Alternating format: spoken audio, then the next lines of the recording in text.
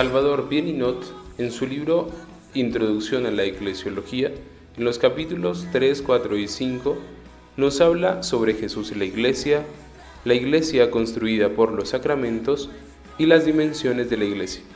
Mi nombre es Jesús David Gómez Hernández, estudiante de la licenciatura en Educación Religiosa de la Universidad Santo Tomás Cautunca, para el espacio académico Eclesiología y Comunidad Cristiana.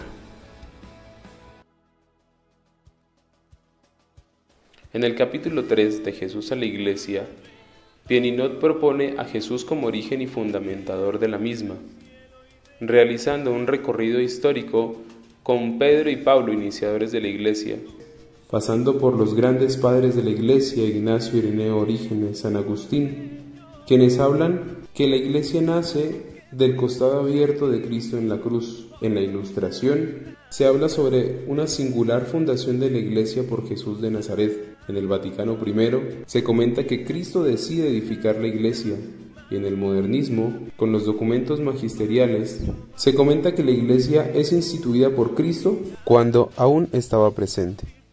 Habla también sobre el Ius Divinum, sobre el proceso que se da a partir de la afirmación de Reimarus de que Jesús no quería fundar una nueva iglesia, sino restablecer el reino davídico en Palestina. Se dan varias etapas, pero se concluye que ninguna etapa separadamente es totalmente significativa. Todas unidas muestran como evidencia que la fundación de la iglesia debe verse como un proceso histórico. Se concluye así que Jesús es fundador, origen y fundamentador de la iglesia.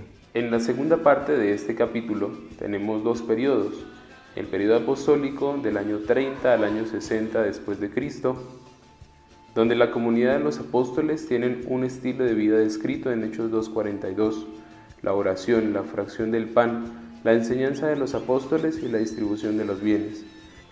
Y el periodo subapostólico a finales del siglo I y el periodo posapostólico a inicios del siglo II.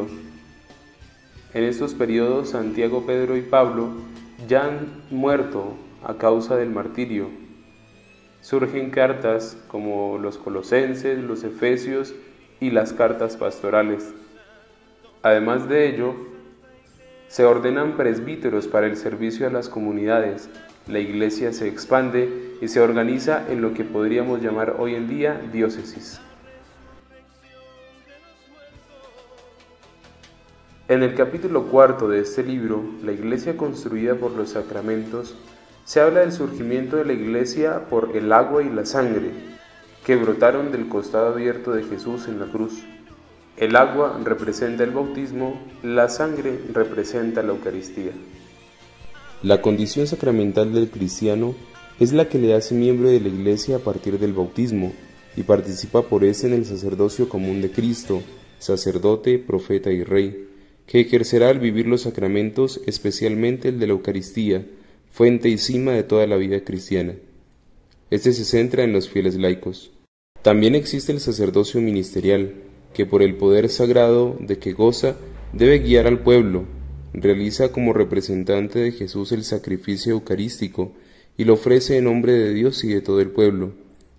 Y finalmente dedica un espacio para los religiosos consagrados, quienes realizan la profesión de los consejos evangélicos, la castidad, pobreza y obediencia.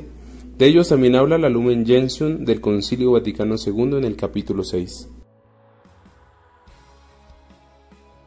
En el capítulo 5, que habla sobre las dimensiones de la Iglesia, se dice que esta es una santa, católica y apostólica. Estos adjetivos se han incorporado en el Concilio de Constantinopla en el año 381 y muestran en síntesis el misterio de la Iglesia de Cristo.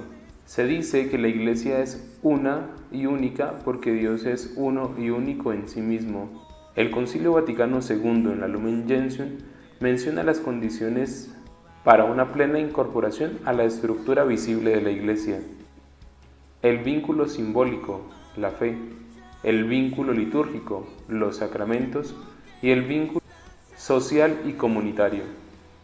Se menciona que la Iglesia es santa porque su fundador la santificó entregándose en la cruz, a fin de que sea resplandeciente, sin mancha y arruga.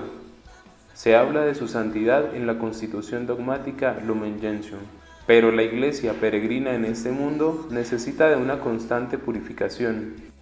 Por esto busca la conversión y la renovación. El atributo de católica es propuesta por San Ignacio de Antioquía y muestra una doble significación: la universalidad, que se extiende a todo el mundo, y la autenticidad. Y la Iglesia es apostólica porque la base de esta son los apóstoles. Estos a su vez han dejado sucesores para que la sigan guiando y llevando a la santidad. Estos sucesores son los obispos, encabezados por el obispo de Roma, el Papa.